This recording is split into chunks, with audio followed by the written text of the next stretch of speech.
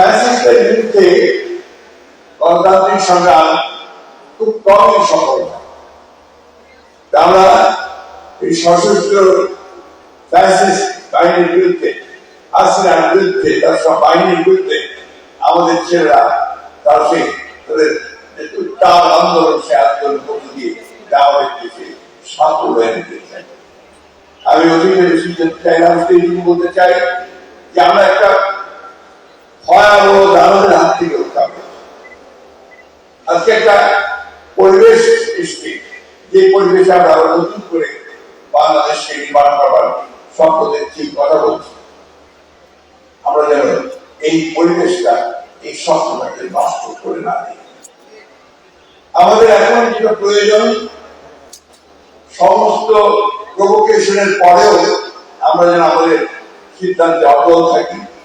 আমরা একটা গণতান্ত্রিক ব্যবস্থায় ফিরে যেতে চাই, আমরা বৈষম্য দূর করতে চাই, আমরা বাংলাদেশে সেই আমাদের তরুণদেরকে তাদের সঙ্গে হাতে হাত মিলিয়ে, কাঁধে কাঁধ মিলিয়ে আমরা নতুন বাংলাদেশ দিতে চাই। এখানে আমাদের কোনো বিভেদ নেই, কিন্তু হবে আমাদের দেশের কিছু মানুষ তারা বিভিন্ন ভাবে এই ঐক্যে তারা কিছু ফাটল ধরানোর চেষ্টা করছে। আমি জানি সেই চেষ্টা সফল হবে না। আমরা অবশ্যই সম্মিলিত হবে, ঐক্যবদ্ধ হবে, আমাদের যে লক্ষ্য, সেই লক্ষ্যে আমরা পৌঁছতে সক্ষম হবে, আমি বিশ্বাস করি।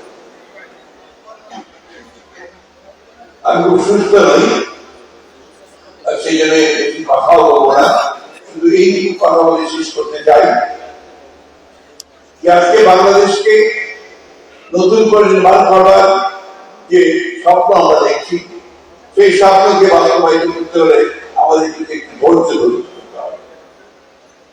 ধরতে হবে এবং হটকারিতা করে ভুল সিদ্ধান্ত নিয়ে, ভুল পদক্ষেপ করে আমাদের যে সম্ভাবনাকে বিনষ্ট না করি, সেই বিষয়টা আমাদেরকে সবসময় লক্ষ্য রাখতে হবে। হ্যাঁ, দেশের অবস্থা অর্থনৈতিক দিকে খুব ভালো নয়, রাজনৈতিক দিকে ভঙ্গুর অবস্থায় আছে, অসমান পরিস্থিতি আছে।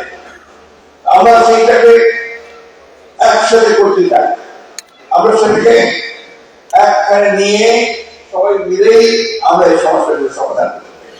সবাই মিলে একসাথে হয়ে যদি আমরা সেই দানবকে সরাতে পেরেছি, তাহলে আমরা কেন পারবো না আমাদের যে সত্যিকার নতুন সম্ভাবনার একটা নতুন রাষ্ট্র নির্মাণ করতে।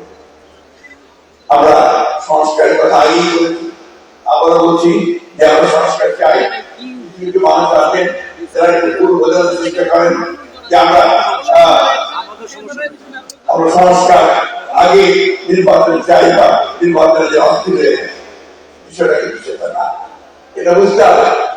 আমরা যেটা বলছি যে নির্বাচনটা কেন দ্রুত চাই, এই কারণে দ্রুত চাই যে নির্বাচনটা হলে আমাদের শক্তি, সেই শক্তি আরো বাড়বে, সরকার থাকবে, পার্লামেন্ট থাকবে, অনেক বেশি শক্তি চাই। আর যে সংকটগুলো সৃষ্টি হয়েছে সেই সংকটগুলো